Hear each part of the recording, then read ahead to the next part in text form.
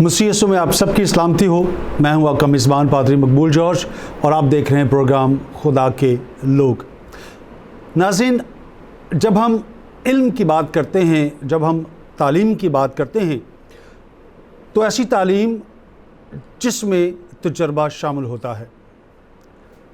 कोई भी रियासत, उसका ये पहला फ़र्ज़ है और ये उसकी जो वहाँ की लोग हैं, उनकी ये बुनियादी उनका हक है कि वो तालीम को हासिल करें और रियासत का काम है कि वो उन्हें तालीम फ़राहम करे।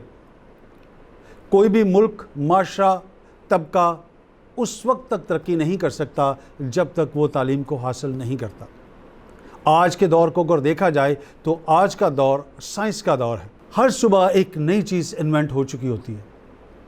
शायद अगर हम तालीम को हासिल नहीं करते तो फिर हम उस दौड़ में दौड़ नहीं सकते, हम उस दौड़ से पीछे रह जाते हैं। ये ज़रूर है कि हम तालीम को हासिल करें ताकि हम उस माशरे के साथ चल सकें, उसका हिस्सा बन सकें। क्या आज तक हमने इस बात को सोचा है?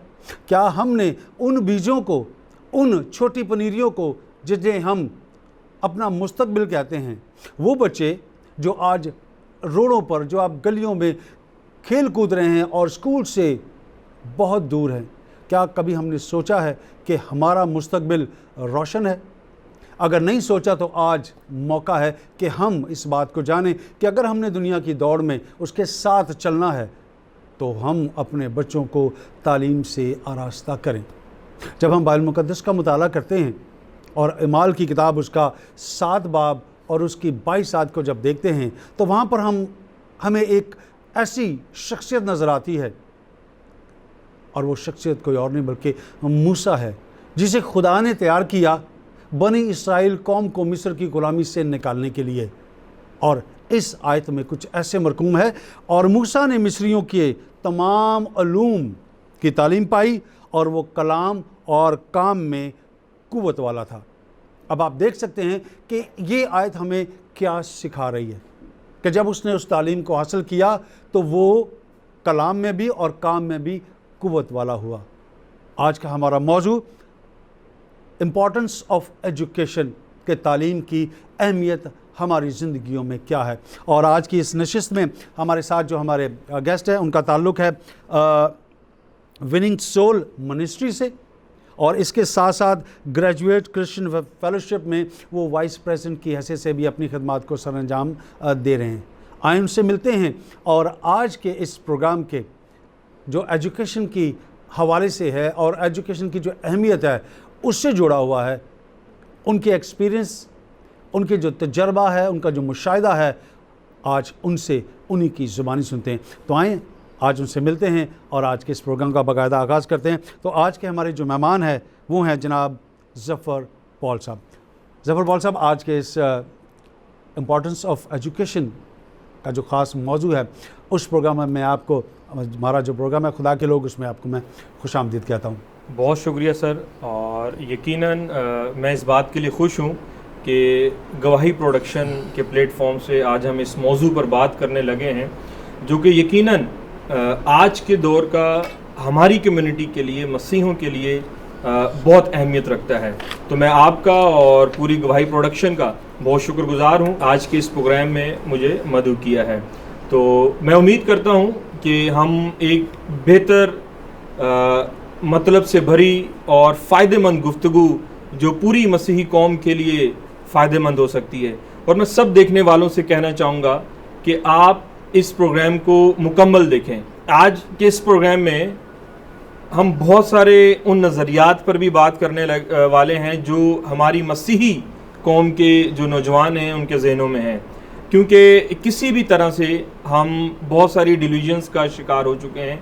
तो इन सारी बातों पे हम बात करेंगे। तो मैं अपने व्यूवर से यही कहना चाहूँगा कि वो लाजमी इस प्रोग्राम को मुकम्मल देखें। जैसा कि आपका जो ताल्लुक़ है वो विनिंग सोल मिनिस्ट्री से, मैं चाहूँगा कि ये विनिंग सोल मिनिस्ट्री जो है ये क्या कर रही है, एजुकेशन के हवाले से क्या कर रही है ये? सर, हम खुदावंद का शुक्र करते हैं कि हम 2-3 डिफरेंट प्रोजेक्ट्स हैं जिस पर काम कर रहे हैं, जिसमें वेलफेयर है और जिसमें नशे के मरीज़ों पर भी काम है। और लेकिन जो हमारा सबसे मेन हमारा विजन है या जिसकी वजह से विनिंग सोल मिनिस्ट्रीज़ का आगाज़ हुआ वो तालीम है। और मैं बताना चाहूँगा कि विनिंग सोल मिनिस्ट्रीज़ का जो आगाज़ है वो 2012 में ग्रेजुएट्स क्रिश्चियन फेलोशिप की ट्रेनिंग करते हुए ही, जब मैं और मेरा दोस्त रेवरेंड नबील शहजाद हम दोनों उस ट्रेनिंग का हिस्सा थे, तो वहाँ विजन की क्लास में हम दोनों ने अपना विजन सेट किया कि हम दोनों अपनी कौम के जो यंगस्टर्स हैं या अपनी कौम के लिए तालीमी मैदान में अपनी खिदमात को सर अंजाम देंगे। तो खुदाम का शुक्र है, फिर खुदाम ने कुछ रिसोर्सेज मुहैया किए और हमने इस काम का आगाज़ किया। आपने 3 चीज़ों के बारे में यहाँ पर अपने जो पम्फलेट आपने दिया है जिसमें लिखा है मोटिवेटिंग है, एजुकेटिंग है एंड शेपिंग है। तो ये 3 लफ्ज़ जो हैं वो विनिंग सोल के लिए, मिनिस्ट्री के लिए क्या मानी रखते हैं? सर, हम ये समझते हैं कि हमारे बहुत सारे जो यंगस्टर्स हैं उनको मोटिवेशन की ज़रूरत है, और क्योंकि सिर्फ मोटिवेशन ही काफ़ी नहीं है तो हम उन्हें प्लेटफॉर्म मुहैया करते हैं जिस पर आकर वो तालीम हासिल करते हैं। अब जब हम मोटिवेट और तालीम दे रहे हैं तो हमारा मकसद ये है कि वो किसी ख़ास शेप में आ जाएं, और यकीनन वो शेप ये है कि वो यीशु मसीह की सूरत को इख्तियार करते जाएं। मुकम्मल जो है वो हम इसको यूँ फॉर्म करते हैं कि motivating, educating and shaping in Christ, लेकिन हम 3 वर्ड्स को मेन फोकस करते हैं, मोटिवेटिंग, एजुकेटिंग एंड शेपिंग। ये 3 चीज़ें आप इसमें ले। दुनियावी तालीम की अगर बात की जाए तो दुनियावी तालीम में आपने स्कूल ड्रॉप आउट्स का एक लफ्ज़ जो वो दिया है, वो लफ्ज़ जो है वो आपके इस विनिंग सोल मिनिस्ट्री में ये इसका क्या मानी है और क्या आप इस करते हैं ड्रॉप आउट स्कूल का जो actually word school drop outs है जो हमने अपने इश्तिहार में इस्तेमाल किया है, इंटरनेशनली तौर पर इसके लिए OOSC का वर्ड इस्तेमाल होता है, आउट ऑफ स्कूल चिल्ड्रन, ठीक है, लेकिन शॉर्टली हम उसे इस्तेमाल करने के लिए स्कूल ड्रॉप्स कहते हैं। यूनिसेफ की रिपोर्ट के मुताबिक इस वक्त पूरी दुनिया में तकरीबन मैं ये स्टैटिस्टिक आपके साथ शेयर करना चाहता हूँ कि 22.8 मिलियन जो बच्चे हैं वो स्कूलों से बाहर हैं, पूरी दुनिया की मैं बात कर रहा हूँ, और उसमें पाकिस्तान जो है वो उन बच्चों में जो स्कूल से बाहर हैं या जिनकी उम्र 5 से 14 साल के बीच में है, वो तादाद पाकिस्तान में इस हद तक बढ़ चुकी है कि पाकिस्तान दुनिया में दूसरे नंबर पर आ चुका है। और आप सुनकर हैरान होंगे कि पहले नंबर पर नाइजीरिया है। तो पाकिस्तान दुनिया का वो वाहिद मुल्क है जिसमें स्कूल से बाहर रहने वाले बच्चे जो हैं उनकी तादाद एक ख़तरनाक हद तक बढ़ चुकी है। तो इसीलिए हम ये कोशिश कर रहे हैं कि पहले उन बच्चों को रोका जाए जिनकी उम्र 5 से 14 साल के बीच में है, कि अगर वो तालीमी सिलसिला अपना मुनक़ता कर चुके हैं तो हम उन्हें मोटिवेट करें और उनको उस सीढ़ी पर लेकर आएँ जिससे वो अपना तालीमी सिलसिला दोबारा शुरू कर सकें। तो इस वक्त स्टैटिस्टिक के मुताबिक तकरीबन 10.7 मिलियन बॉयज़ और 8.6 मिलियन गर्ल्स पाकिस्तान में स्कूलों में इनरोल होते हैं प्राइमरी एजुकेशन के लिए। लेकिन सुनकर आप हैरान होंगे कि 3.6 मिलियन बॉयज़ और 2.8 मिलियन गर्ल्स ड्रॉप आउट हो जाते हैं प्राइमरी एजुकेशन में ही, या वो सेकेंडरी तक पहुंचते। तो यकीनन इसमें बड़ी तादाद हमारे क्रिश्चियंस की भी है, क्योंकि हम इस मुल्क की एक बड़ी कौम के तौर पर या एक बड़ी दादो शुमार इस कौम में रखते हैं। नहीं तो अगर ये इस तरह से ड्रॉप आउट अगर हो रहे हैं तो आपका जो विज़न इसमें आया अपने लोगों के लिए, अपनी कौम के लिए, उसमें आप कहाँ तक, किस हद तक कामयाब हुए हैं? सर, तालीम एक ऐसा अमल है जिससे एक फ़र्द या एक कौम की खुद आगाही होती है। तो ये बहुत तवील सफ़र है, इसकी मनाजिल चंद सालों में तय नहीं की जा सकती। हम अपने हिस्से का दिया जला रहे हैं, हम कोशिश कर रहे हैं कि अवेयरनेस फैलाई जाए, यंगस्टर्स को, पेरेंट्स को इस चीज़ के लिए आमादा किया जाए कि खुदारा अपने बच्चों को किसी भी सूरत स्कूल ना छुड़वाएं। आप अपने लाइफ स्टाइल पर कंप्रोमाइज़ करें, आप अपने फूड पर कंप्रोमाइज़ करें, आप किसी भी तरह और चीज़ों पे कंप्रोमाइज़ करें, लेकिन खुदारा बच्चों की तालीम पर कंप्रोमाइज़ ना करें, क्योंकि हम बहुत ही ख़तरनाक हद तक जो है वो तालीम में पीछे हैं। मैं यहाँ ये भी बताना चाहता हूँ, light on lamp stand doctor John Patrick, जो लाइट ऑन लैम्प स्टैंड के वर्कर हैं, उन्होंने 2016 में ये रिसर्च की कि आखिर पता लगाया जाए कि पाकिस्तान में कितने मसीहों या पाकिस्तान में क्रिश्चियंस का एजुकेशन का स्टैटिस्टिक्स क्या है या कितने लोग तालीम याफ्ता हैं। तो इट्स शॉकिंग कि सिर्फ 2016 की ये रिपोर्ट है, सिर्फ 6% जो पाकिस्तानी क्रिश्चियंस हैं वो प्राइमरी एजुकेशन रखते हैं और जो 4% हैं वो मैट्रिक तक एजुकेशन रखते हैं। जो 2% हैं वो कॉलेज की एजुकेशन रखते हैं या 12 जमातें पास हैं और सिर्फ 0.5% जो लोग हैं वो हायर एजुकेशन या यूनिवर्सिटी की तरफ हैं। अब मैं उन व्यूअर्स के लिए बताना चाहता हूं जिनको परसेंटेज समझ में नहीं आ रही। आसान लफ्जों में 100 में से सिर्फ 6 लोग हैं जो 5 जमातें पास हैं और 100 में से सिर्फ 4 लोग हैं जो 6ठी 7वीं 8वीं पास हैं और 100 में से सिर्फ 2 लोग हैं जो 10वीं पास हैं और 200 में से आपको कोई एक मिलेगा जो यूनिवर्सिटी की तालीम हासिल कर चुका है या कर रहा है। और अगर अब भी आप मेरे इस स्टैटिस्टिक्स से एग्री नहीं करते तो अपने आसपास नज़र दौड़ाएं, अपने चर्च की गैदरिंग देखें, उसमें कितने लोग हायर एजुकेशन रखते हैं, कितने मैट्रिक पास हैं, कितने प्राइमरी पास हैं, आपको जवाब मिल जाएगा। क्या वजह क्या है कि तालीम से दूर है? अगर आज से 25-30 साल पहले देखा जाए तो जो चर्च पाकिस्तान है या कैथलिक चर्च है उनके साथ स्कूल्स हुआ करते थे। फादर्स खुद घरों में जाकर बच्चों को स्कूल में लेके आया करते थे। तो क्या वजह है कि हम क्या वो चीज़ें खो चुके हैं या माजी की तरफ जब हम देखते हैं तो वो कुछ बेहतर था लेकिन अब हालात कुछ और नज़र आ रहे हैं? तो कसूरवार कौन है, गलती किसकी है? मैं अपने तजर्बात की बिना पर और मुशाहिदे की बिना पर ये बात कहूँगा कि 1972 में जब हमारे इंस्टीट्यूट्स को नेशनलाइज किया गया भुट्टो के दौर में और उसके बाद वो हमारे तालीमी निज़ाम पर या हमारे जो क्रिश्चियन उसको लीड कर रहे थे उसके लिए एक बहुत ही वो हमारे लिए एक तबाहकुन साबित हुआ। लेकिन जब हमें दोबारा से वो सारी चीज़ें हैंड ओवर की गई तो तब तक हम जो एक सिस्टम की रिड होती है उसे खो चुके थे। पूरी पूरी मैनेजमेंट चेंज हो चुकी थी, टीचिंग स्टाफ चेंज हो चुका था, लोग जिस स्पिरिट के साथ अदारों में आकर काम करते थे वो स्पिरिट ख़त्म हो चुकी है। फिर जिस तरह से लोग इस शोबा में स्पेशली तदरीस में जिस तरह ज़बरदस्ती लोग घुस आते हैं या इस शोबे को इख्तियार कर लेते हैं, उन्हें जॉब नहीं मिल रही, वो पढ़े लिखे हैं तो उन्हें लगता है कि पढ़ाना शायद बड़ा आसान काम है तो आओ यही शुरू करते हैं, तो इससे भी बड़ा नुकसान पहुंचा है। मैं ज़ाती तौर पर ये समझता हूं कि चर्च अपनी हद तक उस रोल को प्ले कर रहा है, लेकिन जब तक हम उस स्पिरिट को दोबारा गेन नहीं करते, उसे दोबारा डेवलप नहीं करते, हम अपने अदारों में ऐसी मैनेजमेंट नहीं लाते जो फोकस करे कि हमें क्रिश्चियन बच्चों को ही इसमें आगे लेकर जाना है तालीम में।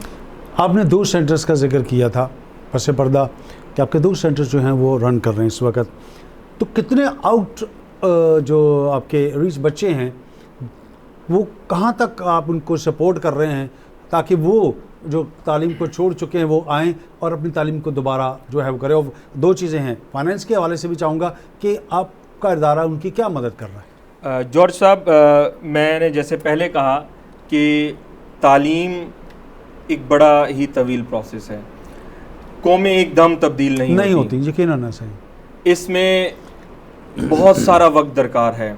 अगर हम आज शुरू करते हैं तो हमें 15 साल लगेंगे कि हम अपनी कौम को तालीमी लिहाज से एक बेहतर जगह पर देख सकें। मैं उसकी एग्जांपल देना चाहता हूँ। सर, मैं यहाँ छोटा सा ब्रेक लेंगे क्योंकि हमें इशारा दिया जा रहा है ब्रेक लेने का। ब्रेक के बाद आकर हम इस मिसाल को यहीं से शुरू करेंगे। ठीक है नाज़रीन, इस वक्त हम बात कर रहे हैं तालीम की अहमियत के ऊपर।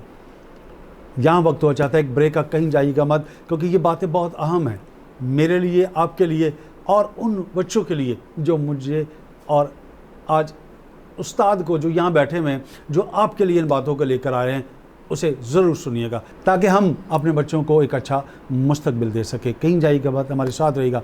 Stay with us.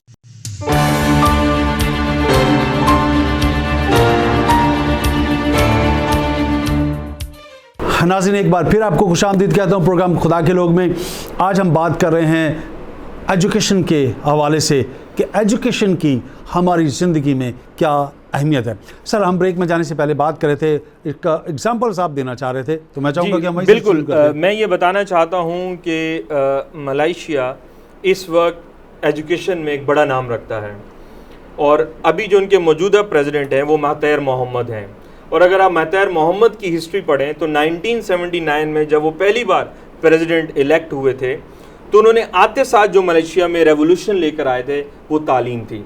और उन्होंने 5 साल अपने लोगों से कहा कि मुझे 5 साल आप हुकूमत करने दें, और उस पहले 5 सालों में उन्होंने प्राइमरी एजुकेशन पे फोकस किया, फिर अगले 5 सालों में उन्होंने सेकेंडरी एजुकेशन, और फिर उससे अगले 5 साल वो यूनिवर्सिटी और हायर एजुकेशन पर काम करते रहे।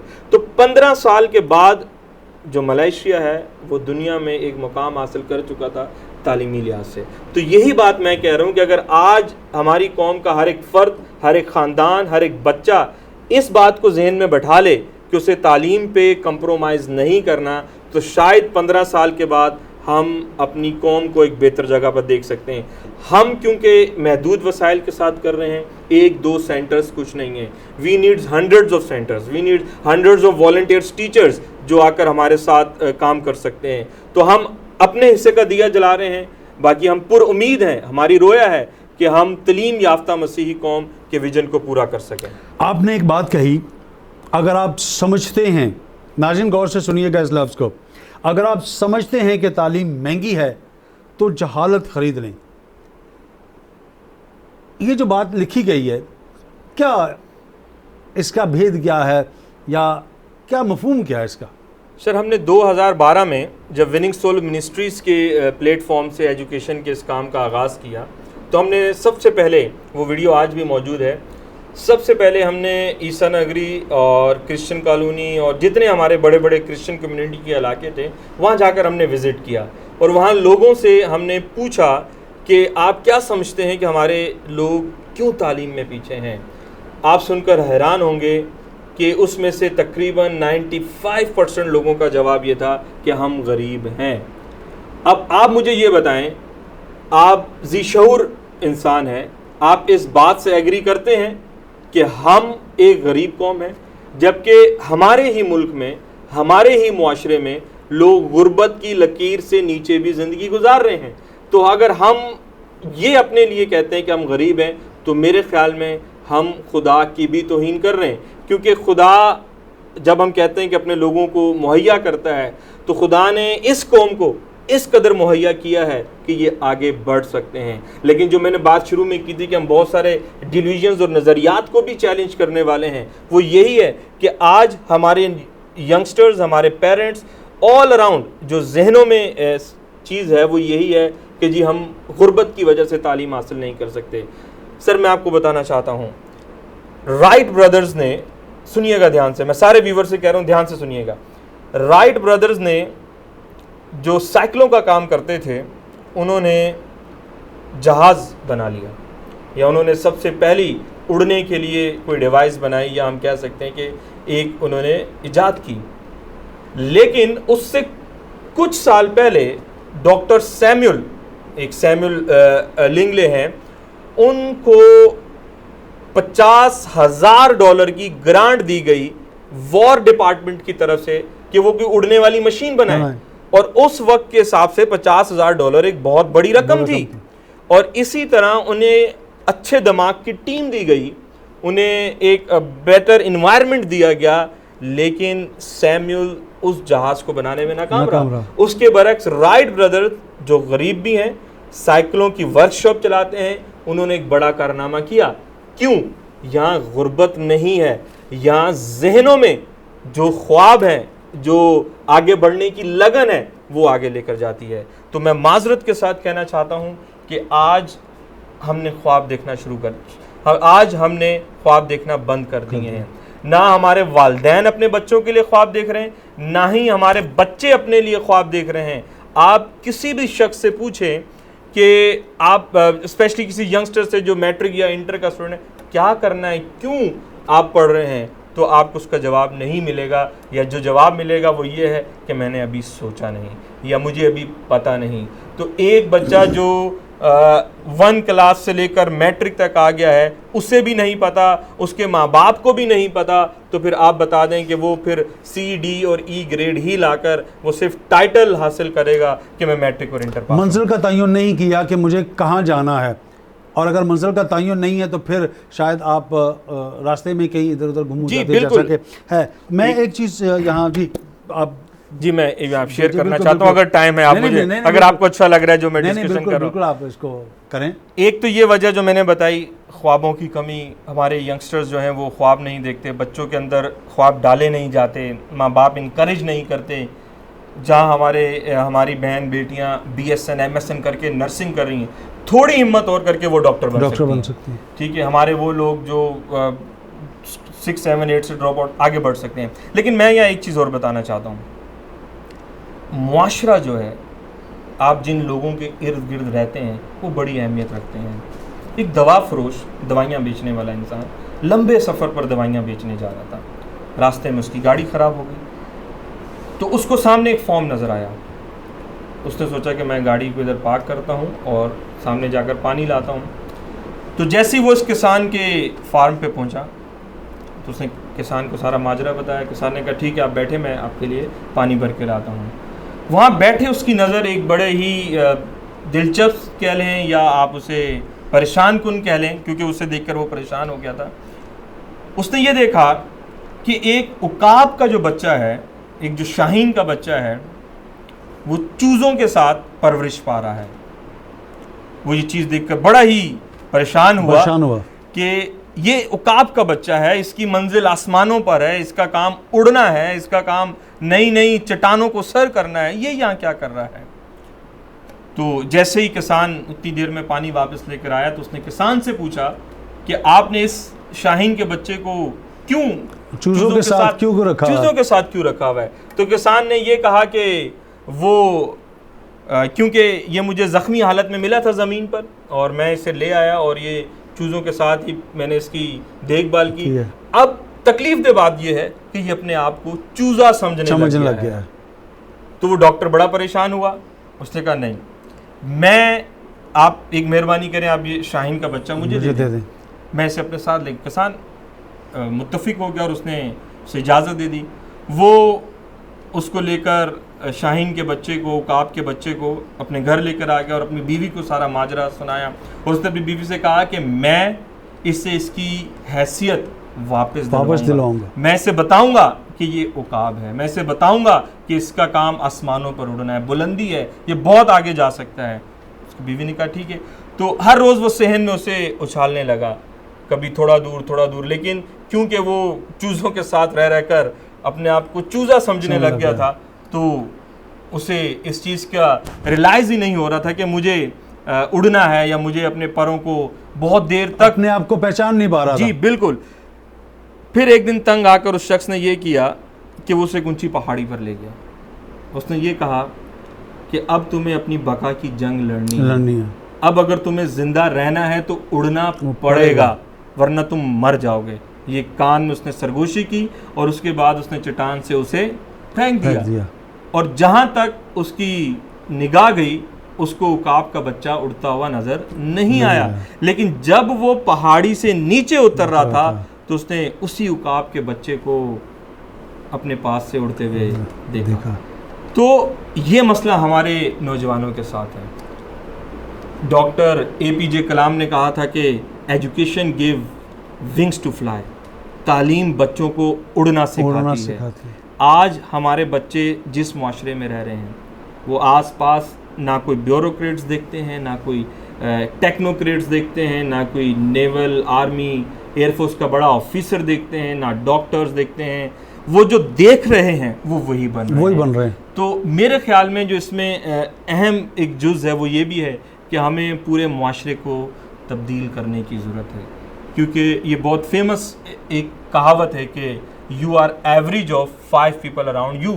आप उन 5 लोगों का औसत होते हैं जो आपके इर्द गिर्द हैं। तो हमने तो अभी आपको स्टैटिस्टिक्स बताए हैं कि 100 में से कितने लोग पढ़े लिखे हैं, 200 में से सिर्फ एक हायर एजुकेशन है, तो फिर जो हमारे बच्चे देख रहे हैं वो खुद को चूज़ा ही समझ रहे हैं, वो अपनी असल शनाख्त को पा नहीं पा रहे, अपने असल टैलेंट को देख नहीं पा रहे कि वो किस हद तक आगे निकल जाते हैं। अक्सर मैं फेसबुक पे देखता हूँ, मुल्क के किसी कोने से कोई पोस्ट आ जाती है कि फ़लाँ ने CSS का इम्तिहान पास कर लिया, या उसने गवर्नमेंट जॉब हासिल कर ली, या उसने BDS कर लिया, या उसने MBBS कर लिया। ये खुश आइन बात है, लेकिन मेरे अजीज़ों ये आटे में नमक के बराबर भी नहीं है कि सिर्फ एक आदमी है जो कर रहा है, ये इज्तिमाई तौर पे नहीं हो रहा। बिल्कुल, ये हमें समझने की ज़रूरत है। वो उसको पेश करना, उसको अप्रिशिएट करना वो ज़रूरी है, लेकिन पॉइंट इज़ दिस कि हम अपने इर्द गिर्द कैसा माहौल तश्कील दे रहे हैं। तो मेरे ख्याल में जो सवाल था कि कसूरवार कौन है या हम किस तरह इसको, उसमें मैं पूरे अपने मुआशरे को, जो इर्द गिर्द का हमारा माहौल है, उसका भी बड़ा रोल है कि हम जिस तरह के इलाकों में रहते हैं, जिस तरह की हमें एक गैदरिंग मिलती है, फिर हमारे बच्चे उस हिसाब से आगे बढ़ते जाते हैं। क्या वजह है कि किताब से दूर हो गए? वजह क्या है? क्योंकि अगर हम एक वक्त देखें तो एक ज़माना था कि किताब के साथ दोस्ती हुआ करती थी, और जब किताब के साथ दोस्ती है तो ऑटोमेटिकली आप अवेयर होंगे उन चीज़ों से, लेकिन अब ऐसा देखने सुनने में नहीं आता, किताब से लोग दूर हट गए। क्यों? सर, मैं ये किताब लेकर आया, मुझे पता था आप ये सवाल ज़रूर पूछेंगे। ये किताब है जिसका नाम है स्क्रीन स्कूल। मैं चाहूँगा कि अगर कैमरा इसे नज़दीक से दिखा सके तो ज़रूर वो इसे दिखाए, तमाम जो पढ़े लिखे पेरेंट्स हैं, जो इंग्लिश पढ़ सकते हैं, जिनको किताब पढ़ने का शौक़ है और वो चाहते हैं कि उनके बच्चे मोबाइल से दूर रहें, गैजेट से दूर रहें, इस किताब को पढ़ें।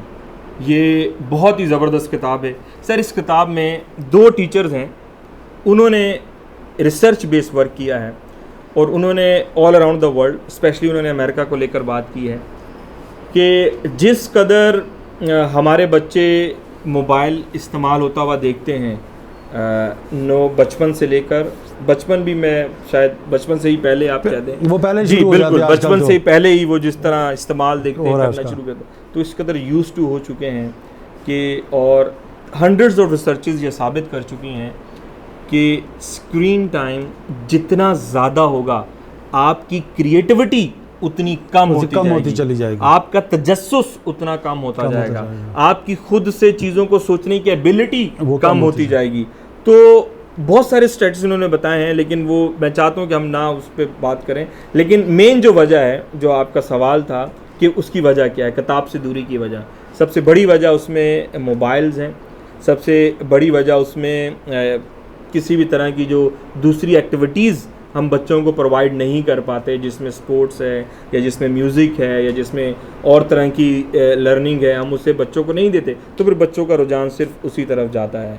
तो यही वजह है कि जिससे बच्चे किताब से दूर होते जा रहे हैं। और ये सिर्फ मैं आपको बताऊं, हमारे साथ, हमारे बच्चों के साथ मसला नहीं, ये इस वक्त दुनिया का एक मसला जी बिल्कुल, दुनिया से भी ज़्यादा जो पाकिस्तान का मसला है, क्योंकि पाकिस्तान में हर 4 लोग, एक सर्वे रिपोर्ट है, जितने 4 लोग अगर पाकिस्तान में वो यूनिवर्सिटी की तालीम उन्होंने हासिल की है, तो उसमें से बामुश्किल एक ही शख्स आपको मिलेगा जिसने अपनी कोर्स बुक के अलावा कोई और किताब भी पढ़ी है। तो अगर मेजॉरिटी का ये हाल है, तो हम मिनॉरिटी का क्या हाल हो सकता है? अगर हम किसी बच्चे को गलती से कह दें कि भाई बुक्स रीड किया करो अपने फारिग, आप बच्चों को आज ऐसे दें सर, एक मजमून लिखने के लिए दें, मेरा मशगला या माय हॉबी, बच्चे नहीं लिख पाएंगे। वो नहीं लिख पाए, इसलिए नहीं लिख पाते कि उनका रुझान नहीं है। सवाल छोड़े जाता हूँ और ब्रेक का इशारा है, ब्रेक पे जाएंगे और ब्रेक के बाद आकर हम इसको कंटिन्यू करेंगे। चर्च का रोल जो है वो हमारी जो कम्युनिटी है, एजुकेशन के हवाले से क्या उसका रोल है, ये हम इसका जवाब लेंगे आपके ब्रेक के बाद। नाज़रीन, यहाँ लेंगे एक छोटा सा ब्रेक और ब्रेक के बाद आकर दोबारा इसी प्रोग्राम को यहीं से इसका सिलसिला जोड़ेंगे जहाँ से मुनक़ता कर रहे हैं। तो कहीं जाइएगा मत, हमारे साथ रहिएगा। Stay with us.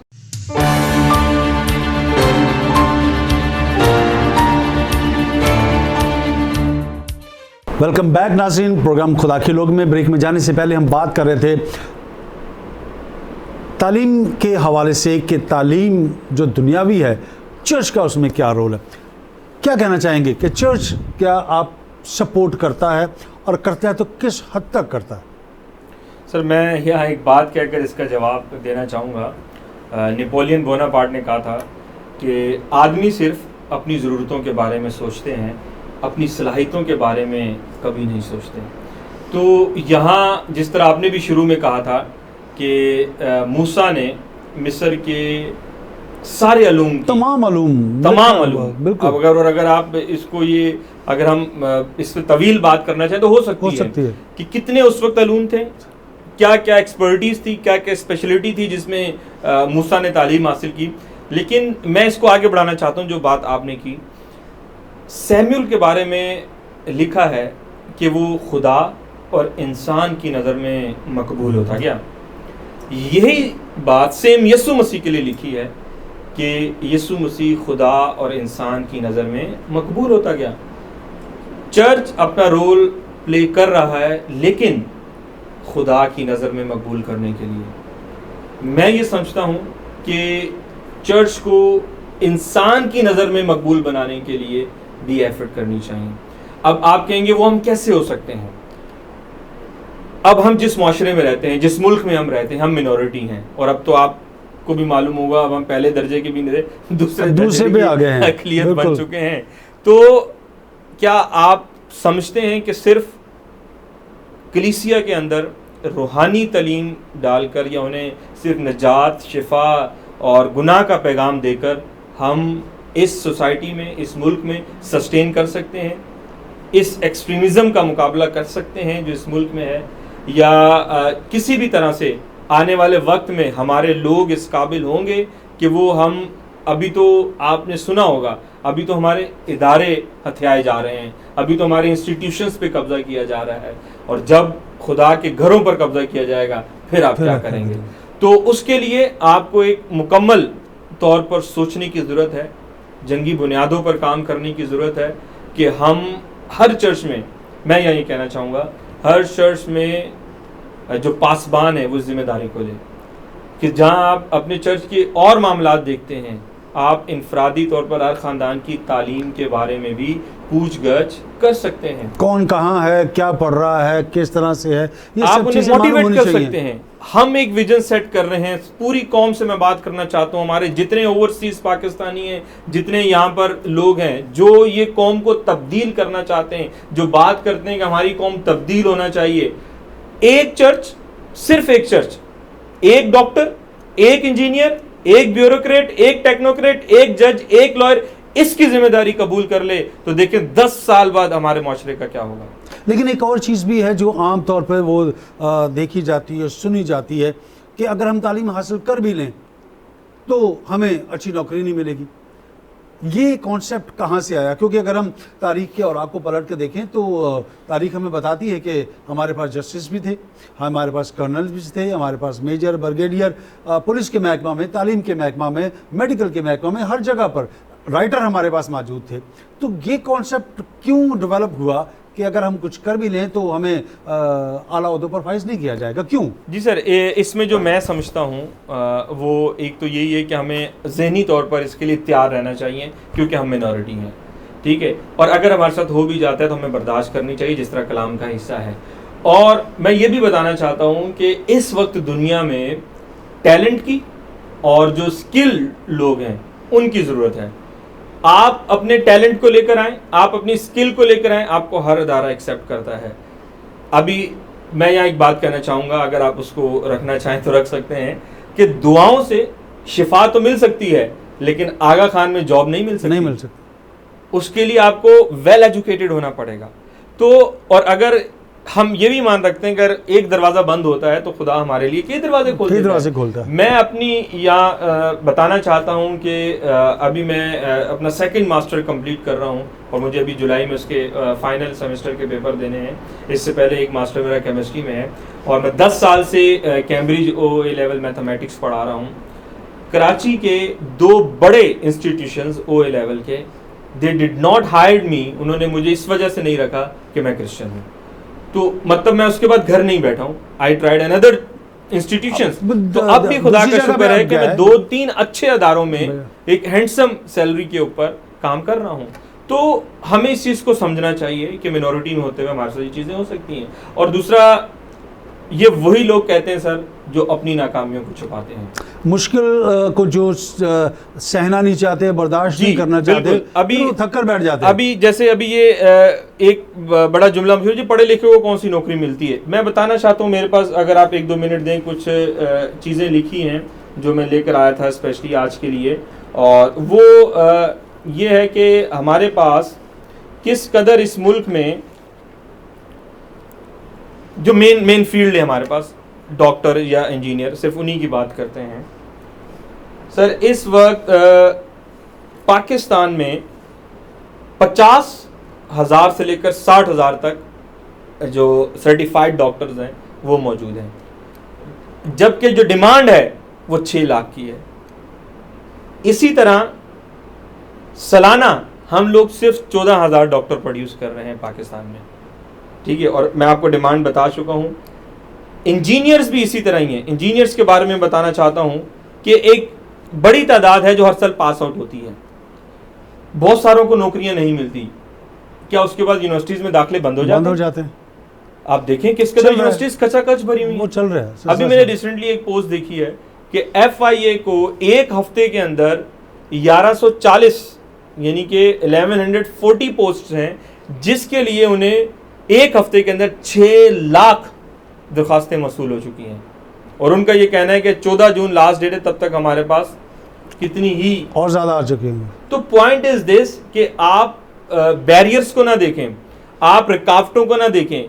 There are thousands of stories जो लोग इन चीज़ों के होते हुए आगे बढ़े हैं, जो इन बैरियर्स के साथ चीर फाड़ कर वो आगे निकले हैं। तो ये आपको अपना टैलेंट, अपना स्किल मनवाना पड़ेगा, आपको ये समझना पड़ेगा। अगर आप टैलेंटेड हैं, अगर आप स्किल्ड हैं, अगर आप वेल एजुकेटेड हैं, तो ही आप मार्केट में जगह बना सकते हैं, वरना आपको कोई एक्सेप्ट नहीं करेगा। मैं यहाँ एक मिनट बस मुझे बात करने दीजिएगा।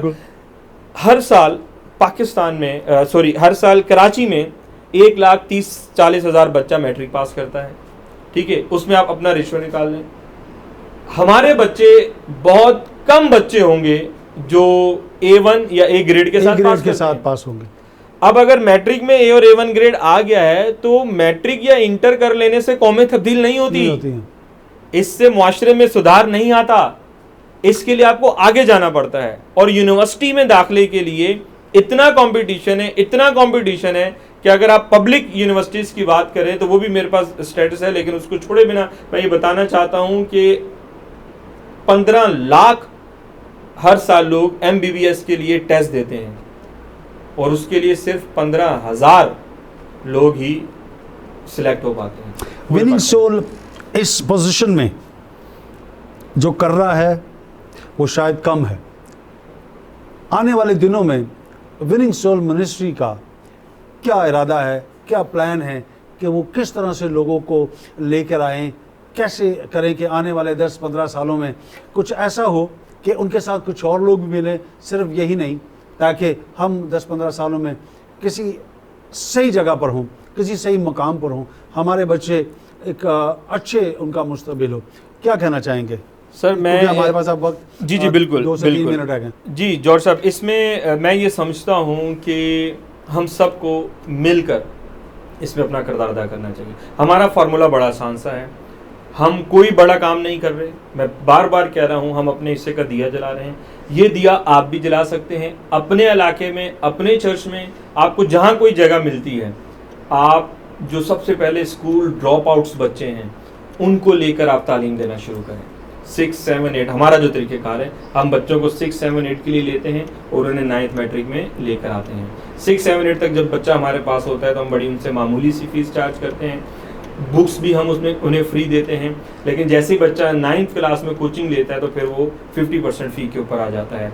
तो हम ये कोशिश कर रहे हैं, हम ये चाहते हैं कि जैसे हमारे 2 सेंटर्स हैं तो हमें वॉलंटियर्स चाहिए, टीचर्स चाहिए जो हमारे साथ मिलकर काम कर सकें। और मैं आपको सिर्फ, आप इस चीज़ को इमेजिन करें, अगर एक टीचर हमें वीकली 2 आवर्स 2 डेज या 3 डेज अ वीक, वो 2 घंटे अगर वो आकर हमारे पास बच्चों को टीच कर सके अपने पर्टिकुलर सब्जेक्ट में, तो हमारे लिए बहुत बेनिफिशियल होगा। रिगार्डिंग माली मदद के ताल्लुक से, हम बच्चों को ऑलरेडी बुक्स फ्री देते हैं, फीस में उन्हें तामुन करते हैं, तो कैश इन हैंड हम कोई हेल्प बच्चों को नहीं करते। हाँ, जो चर्च में साहिब हैसियत लोग हैं वो इस जिम्मेदारी को ले सकते हैं, चर्च के प्रीस्ट इस चीज़ को कर सकते हैं कि जो फैमिलीज वाकई ही डिजर्विंग हैं, जिनको लग रहा है कि यार इनको पैसों की वजह से तालीम में ये पीछे हैं। ज़हनी तौर पर गुर्बत की बात नहीं कर रहा मैं, जिस तरह शुरू में मैंने कहा कि हम ज़हनी तौर पर गरीब हैं, तो जो वाकई माली तौर पर पीछे हैं उनकी चर्च माली मामलत कर सकता है। चर्च में जो ऐसी फैमिलीज हैं वेल सेटल्ड, वो आसपास लोगों की मदद कर सकते हैं। ओवरसीज़ पाकिस्तानी जो अपने यंगस्टर्स को, अपने रिश्तेदारों को ब्रांडेड कपड़े, ब्रांडेड चीज़ें बेचते हैं, मोबाइल्स बेचते हैं, उनकी तालीम पे लगाएं या उस तरह उनको सपोर्ट करें ताकि मुआशरे में बेहतरी आ सके। आखिर में सिर्फ इतनी आपसे बात कहूँगा कि हम जहाँ 2 रोटी खाते हैं वहाँ एक खा लें, लेकिन अपने बच्चे को स्कूल ज़रूर भेजें। क्या कहना चाहेंगे आप, मुत्तफिक हैं इस बात से? जी सर, मैं इस पे मुत्तफिक हूँ। मैं चाहता हूँ ऐसी मुहिम चलाई जाए जिसमें हम लोगों को ये आगाही दें कि तालीम के ऊपर, जिस तरह मैंने शुरू में भी कहा, कंप्रोमाइज़ नहीं करें।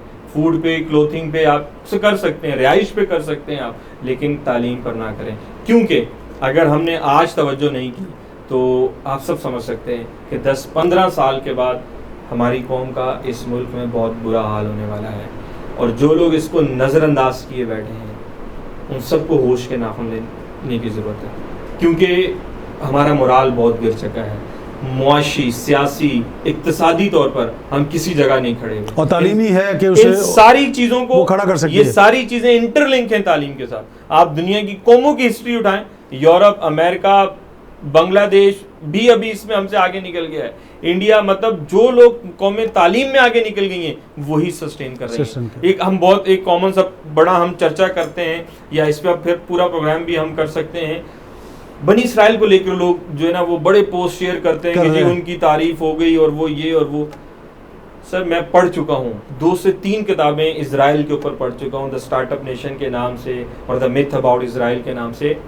सर उन किताबों में उनके खुदा का कोई जिक्र नहीं है। They are not accepting this कि हम खुदा की वजह से या मजहब की वजह से आगे हैं। वो अपनी तालीम, अपनी काबिलियत, अपने टैलेंट, अपने स्किल की वजह से आगे हैं। आज सब लोग गैर इकवाम भी आपने देखा होगा, अक्सर टीवी पे आ रहा होता है, थोड़े से हैं, 70-80 लाख हैं, 1 करोड़ है, लेकिन पूरी दुनिया को दिस इज ट्रू। क्यों?